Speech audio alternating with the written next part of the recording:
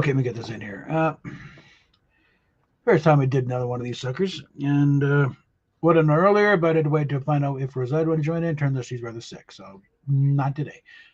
So let's just get right into some stuff here. Where's my cursor? There we are.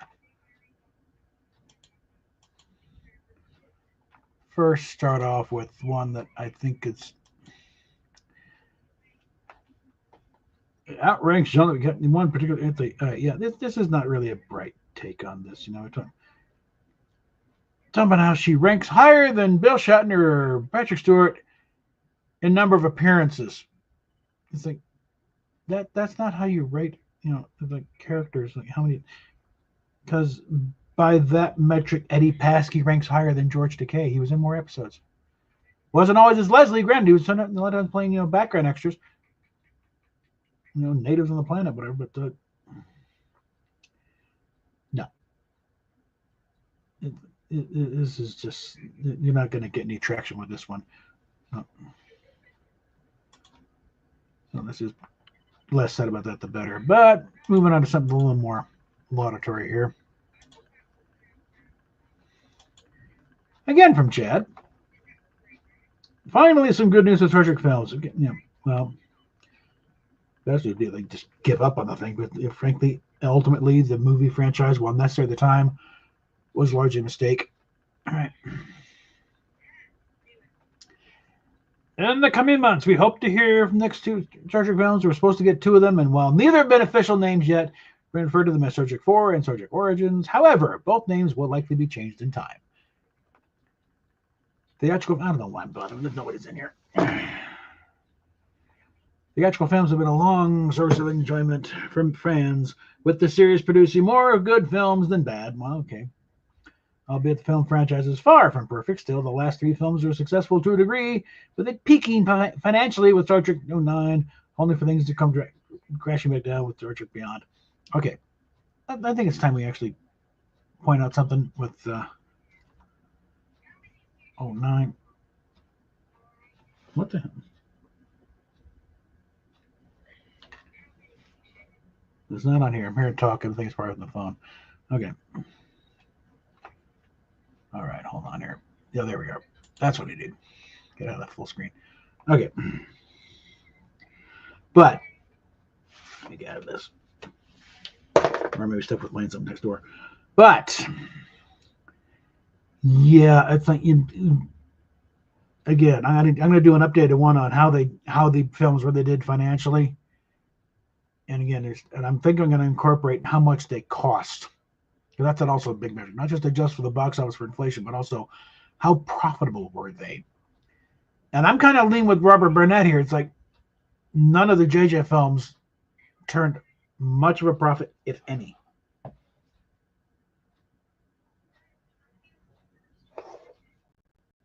the hell?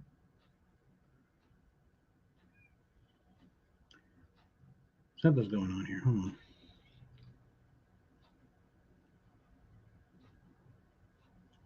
There. Left something open. Okay, never mind. All right. Okay. Get out of that. But because they threw money at JJ like it was going out of style. And it didn't produce the $1 billion box office they were hoping for. We should be doing Marvel type money. Not really. It's like, yeah, we have a very passionate and long-standing fan base. But there's a lot of crossover. But the thing is, it doesn't really cross over that much into the general populace. We're well represented. It's like there's no such thing as an average Star Trek fan. Because we're every every age group, every demographic, But sad to say, we're not that numerous. Okay, it may seem that way sometimes, but not really enough to guarantee, especially in the modern movie environment. Back when tickets were like $3 a pop, yeah, no problem. We could go to see 15, 20 times and get that box office up to ridiculous numbers. When you're talking $20 just to get in the door, Yeah, inflation to a point, but also points like $20 is $20. And people are a lot less inclined to go to see a movie multiple times when that's the ticket price. Okay? Let's think back when Star Wars came out, back when the first Star Trek movie came out. An evening movie ticket was like $3, $3.50. Matinees were $1.50, you know. So with that kind of thing, yeah, you could go in there, you know, see it a bunch of times and not have a big hit, but you know, that box office, just in it 15, 20. I lost count how many times I saw the first Star Wars movie. I know it was more than 10. First run. And then, of course, the re-releases. And also, there's nothing they don't really do much anymore. Re-release movies. The re-release is when they put it out on video. And again, I'm thinking when the first Star Trek movie came out, it was only on like 1,000 screens, and yet it was one of the biggest money makers Paramount ever had to that point. Contrast that with JJ Trek, first one, 2009. It was on 3 times as many screens, and adjusted for inflation, it took quite a while to catch up to the first Star Trek movie. Because we're not talking repeat business there. People may see it maybe 2 or 3 times. I saw it once for free, and that was it. I got to pass for a screening, for advanced screens. And, okay, well, that's it.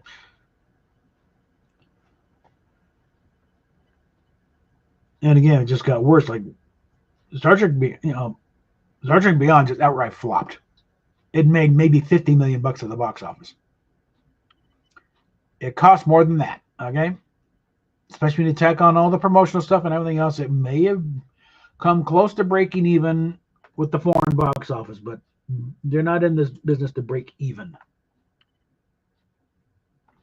This was supposed to be a big, $1 billion, box office take, and they didn't even come close. JJ Trek, the first one succeeded because it had been how many years since Nemesis? That first one's always going to generate big numbers. That's why the Force Awakens got $2 billion.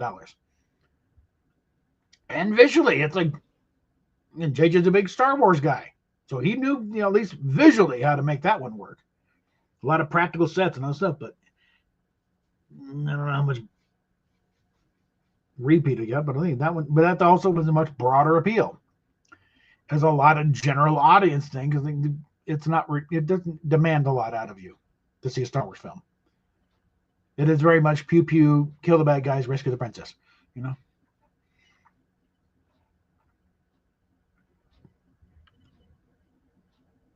That's another one I would like to see what the adjusted box office take is compared to the other films.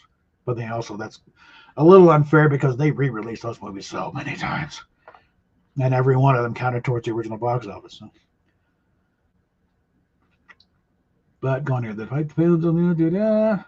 Many are optimistic that the next film will be a big hit for critics and fans alike. Something the fandom needs, especially after the failure of Star Trek Section 31, is a straight-to-streaming film offering the film hindered the brand name, and it caused people to wonder about the viability of other made-for-streaming films. What it's mainly doing is questioning the viability of Alex Kurtzman remaining in charge of the franchise. It's like, at best, he might get an extension to wrap things up. But he is not long for the world of Star Trek, thank God.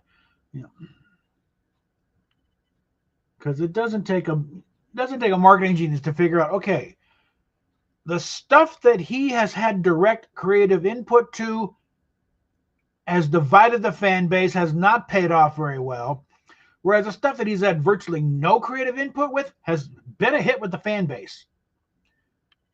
And again, Legacy, Lower Decks, Prodigy, they've all gotten fan support to actually come back and, hey, we can still get up and rally. the big campaigns to get Prodigy for a second season, and get Netflix to pick it up. The massive petition to make Star Trek Legacy, which is still sitting there, and it was bigger than what got Strange New Worlds greenlit. And as I mentioned, Kurtzman really hadn't had much to do with Strange New Worlds. In fact, he didn't want to do it. He wanted to go straight into make an Academy or Section 31 as a series.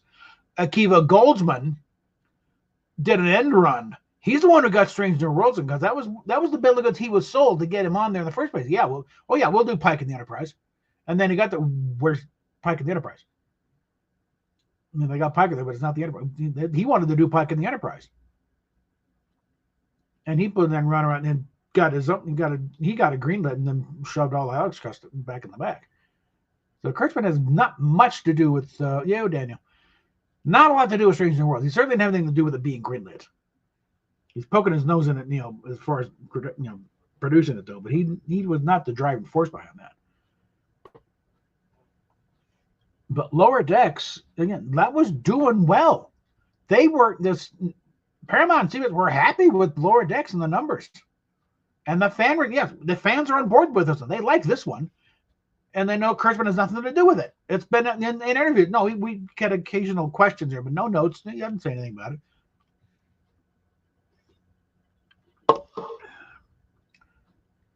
And I also pretty sure that no, Mike McMahon's never going to say this because he didn't want to bite the hand that feeds him, because he still has to work in that town. But you tell he doesn't really hold Discovery in any real high regard. And I'm pretty sure he did not appreciate at San Diego Comic-Con when some fan asked him how do you reconcile the way you do the Gorn with the way they're doing on Discovery or on Strange New Worlds. And it was a good, deft answer. Well, not every race is the same. People are different here, so they're in the different part of the Gorn. But he shouldn't have been put in that position in the first place. And that is one advantage of having an established canon you can fall back on. Okay, well, this is a different kind of Gorn. I think it's still bullshit. They turned the Gorn into the fucking xenomorphs or something. That's not this is not an intelligent spacefaring race that has colonies. It's a clump of parasitic reptiles. It's like, really? I mean, you're diverging that far from the way a race has been established, and call it something else. Don't attach a name on there that it does not work. You can't get away. Well, no one can keep track of it. That doesn't give you an excuse not even try, Alex. Like I said, Roddenberry, fire the whole lot. Just get off my lot now. I can bring in a bunch of old farts that left better stories in the toilet behind them than what you cranked out and said, "Oh, this is great." No, it sucks. You guys don't know the first thing about doing dramas. But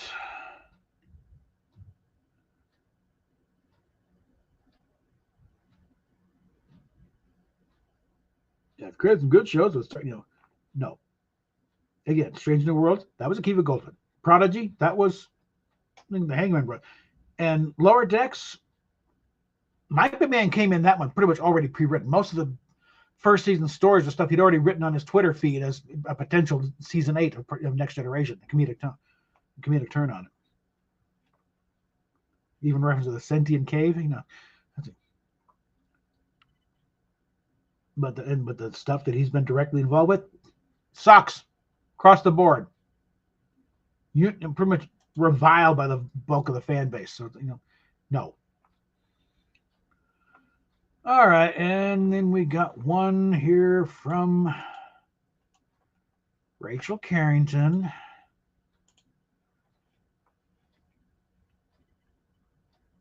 One thing we can count on for old Rachel here is that she'll go strip mining for stuff for stories. And this was stuff that he brought up, years ago, and pointing out some of the same stuff. And is the book, The Trouble with Tribbles. We're talking about the making of the episode and all stuff and his experiences. And he also addresses this in the same book. It's like, yeah, I know why they do it, because it's not exactly wise tactically to send all your top officers down on the planet where who knows what's going on. You send underlings for this sort of thing, but You're not paying Bill Shatner the big bucks to sit on the bridge. He's making that paycheck to go down there and be in front and be in the action. So, same thing. They tried it with Next Generation. Henson and Riker in the B, but that didn't last long. Because again, you're paying Patrick Stewart prime wage. You better use him. So.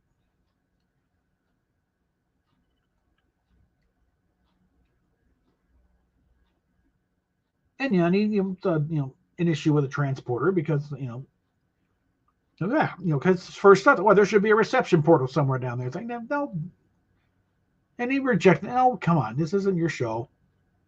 Who says there's not? If the Roddenberry show, Roddenberry says no need for a reception portal. Okay, fine.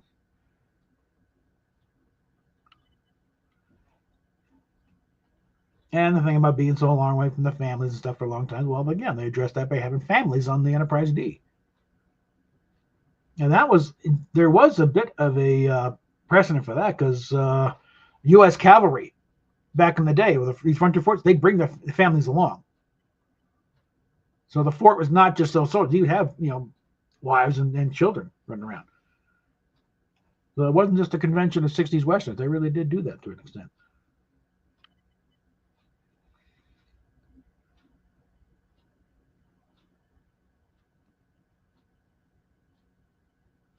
But yeah, it's like you're just looking for something to write about, Rachel. Okay? And of course, it craps out. No. Okay, now this one I haven't really looked at, so let's see what's going on here. It's Rachel again. Why future Star Trek shows should release a tether to previous Star Trek shows. All right, let's see. Since Star Trek Next Generation took off in 1987, there hasn't been a Star Trek series that hasn't had some type of connection to the original series. Even if it was by a thin thread. Star Trek Next Generation was for the new crew aboard the Enterprise, which was the original. DS9 was considered to the next generation to Chief O'Brien and the Battle of Wolf 359, which killed Cisco White in the area. Okay. Star Trek Voyager crew was visited Quark's bar in DS9 before their voyage began, and Reginald Barclay, who had served aboard the Enterprise in Next Generation, showed up several episodes, as did Counselor Deanna Troi. Then, of course, there was Star Trek Enterprise, which took us back to the first ship that started the franchise, and there were just some of the smaller ways they were connected. Since Star Trek ended in 2005, every series that followed has had a connection of some type to Captain Kirk, his crew, and or the Enterprise. Screen Rant suggested a new Paramount Plus movie with an entirely new crew without any ties to pre-existing characters of canon that would create an entry point for the new fans.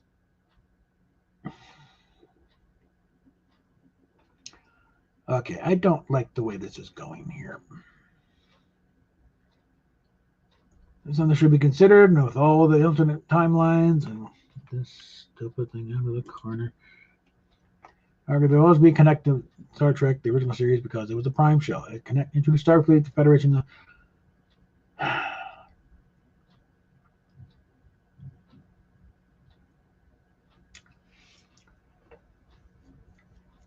If you don't want your connections to previous Star Trek, then don't call it Star Trek. Don't make it a Star Trek show.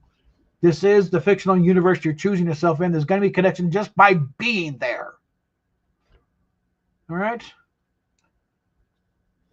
I mean, yeah, you can do a show where nobody is even, they've only heard of the Enterprise, okay, because it's that big name. But no one served on the previous, you don't know any other previous characters. You don't, but this is like, you're going to have connections because you're in the same damn universe, okay? So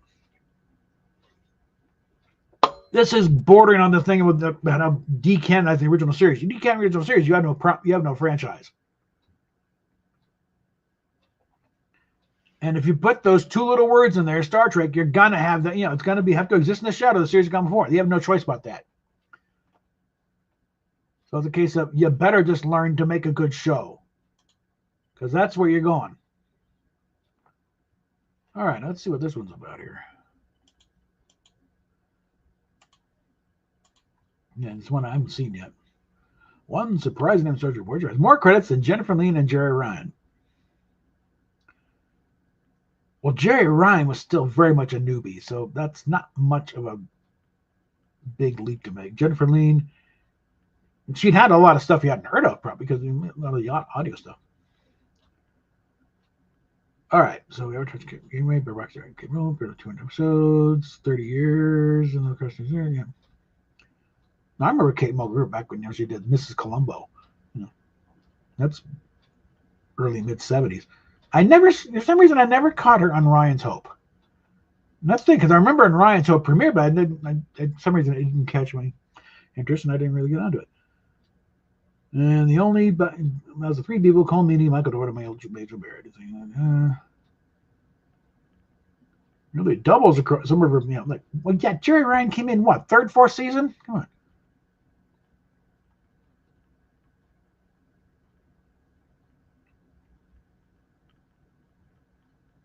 Let's see, go. Favorite core customer Voyager, save for Jennifer and Jennifer Lean, has been credited with 168 episodes. Ryan was credited with 100. Lean was credited with 70. Read that one of the crew members who wasn't a series star and or Princeton of both are Ryan. Yeah, it's not Mitchell Barrett. What the hell are you driving at here?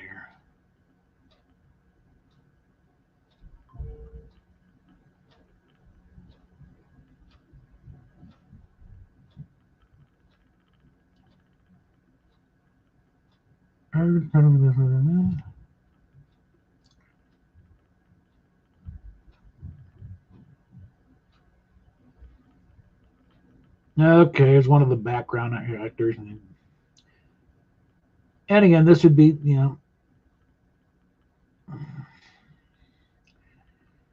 it'd be like Eddie Paskey. He was always around, probably showed up as a background extra here and there. Oh, and some merchandising is coming along. Master Replicas. He's starting to push some figures. And here's what we got so far. Not exactly Playmates in the 90s, but okay. So you got Worf, you got Riker, you got the Riker. You got Picard, and Emo Spock. And then the ones I'm interested in, you got Boimler, Mariner, and Tendi. Yeah, bring on the lower deck stuff. I'm already figuring, once we get past this hump and a little, with tax refund money, and I'm getting me a Cerritos. I am getting me a Cerritos model.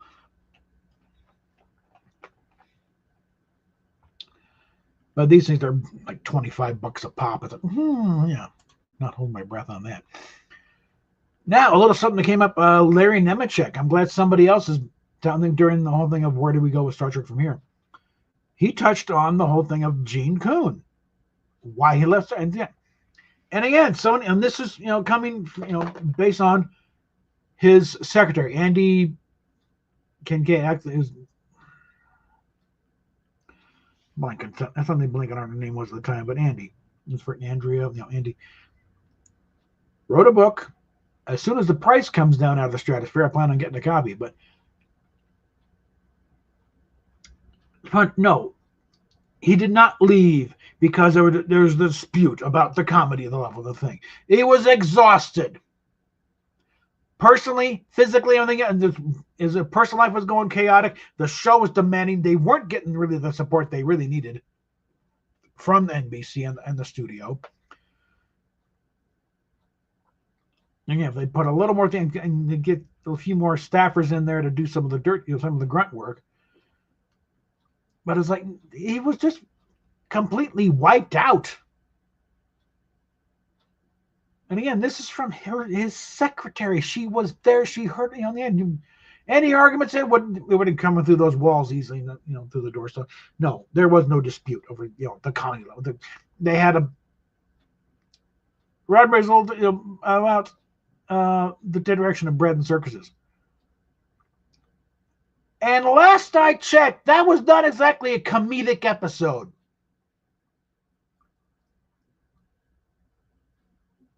In fact, there's very few laughs in that at all. Okay, it's a very serious episode.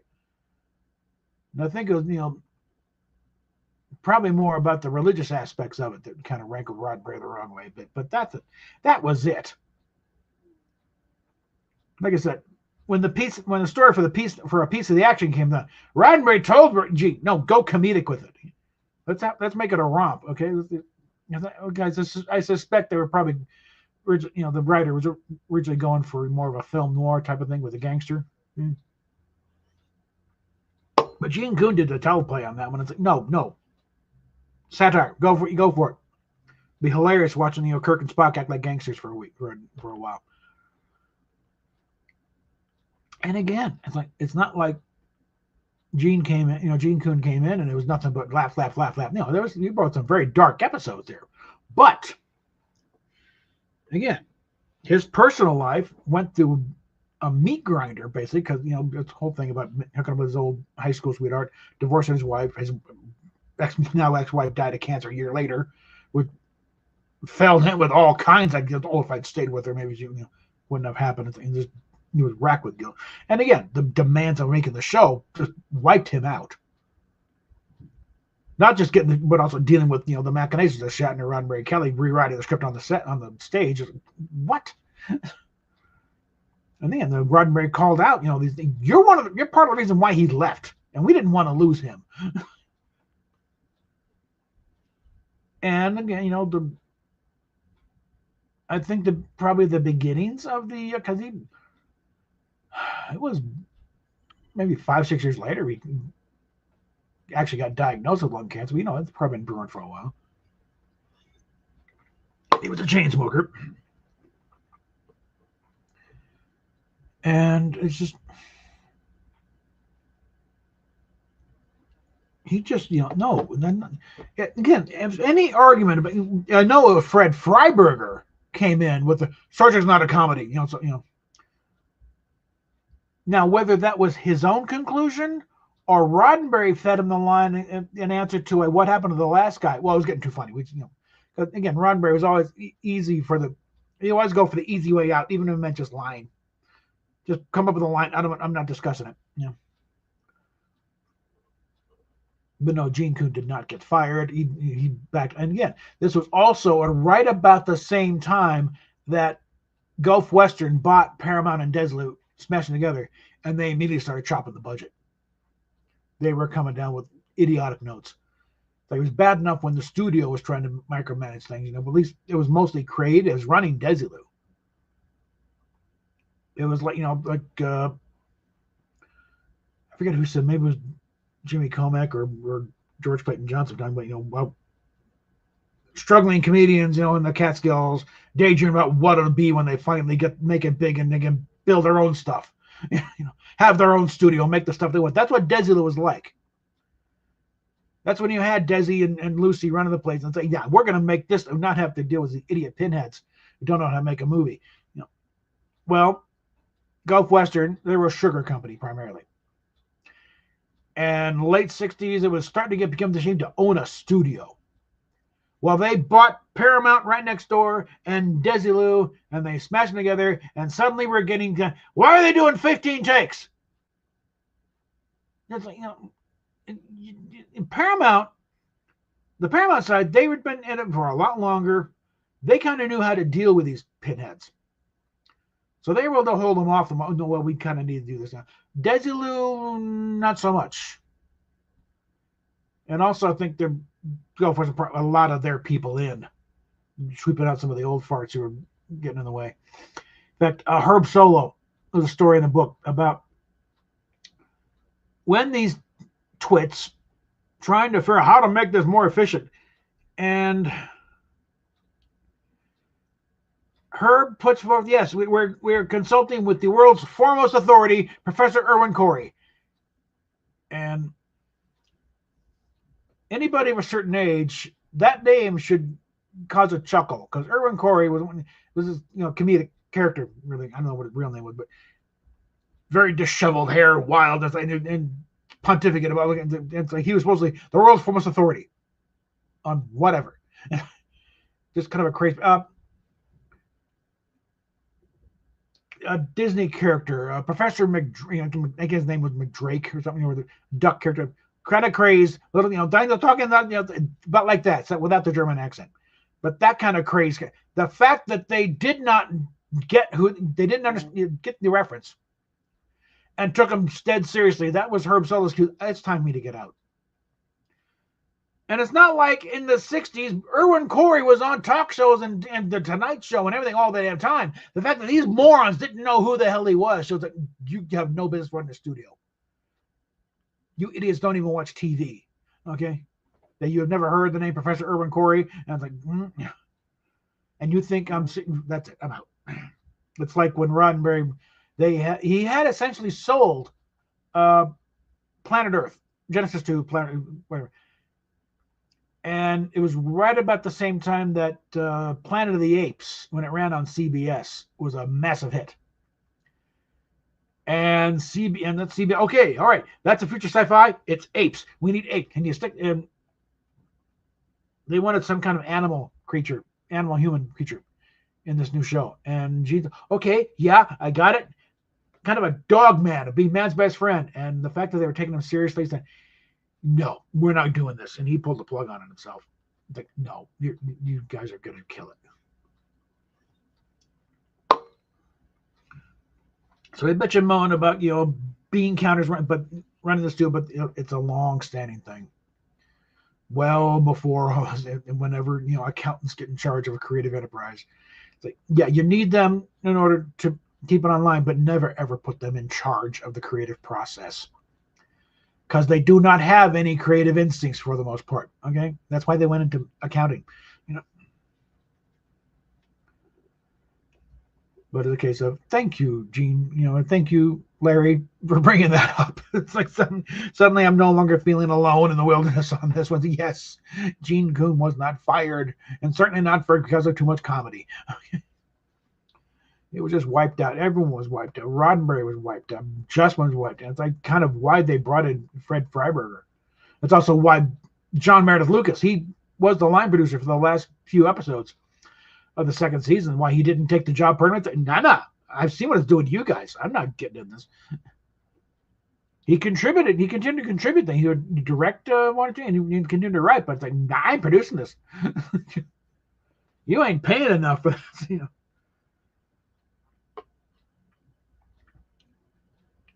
But yeah, that's really this is just.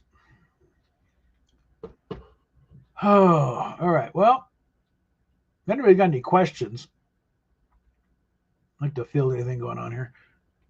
I started putting together the JJ Prize over here. And turns out, actually a lot of parts were kind of slightly warped. The major ones really is the starboard half of the secondary hull and the top part of the saucer. Even the bottom was a little bit off, but it's a case of where once you start putting together, it forces everything back into place. The upper saucer, though, I might be able to do something with it after applying some heat. Secondary hull, forget it. That's pretty much a lost cause. I started working on the other side.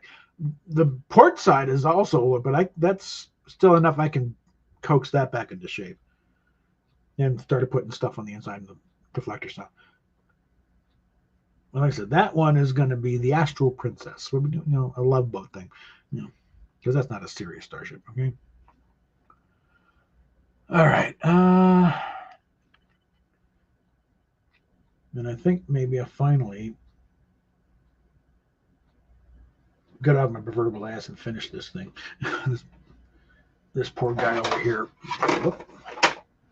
To make this the canon universe discovery. I think I need to see if I can find any gloss white here. Well, this might be white. That's gray.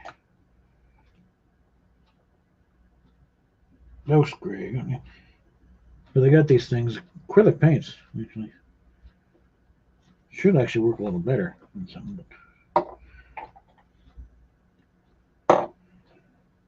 But I used some flat white to do the domes that didn't come out white. So really need to get some gloss white for that. And I pretty much Got it. Yeah, and then it's going to be a little bit of, now really laying on the gloss coat for doing decals, and then cobbling together markings for the USS Discovery, NCC 1031. So no, this is the proper one. This is the universe we all recognize that want to be in.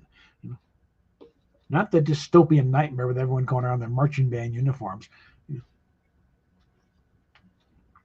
With a ship that travels by the power of magic mushrooms. No.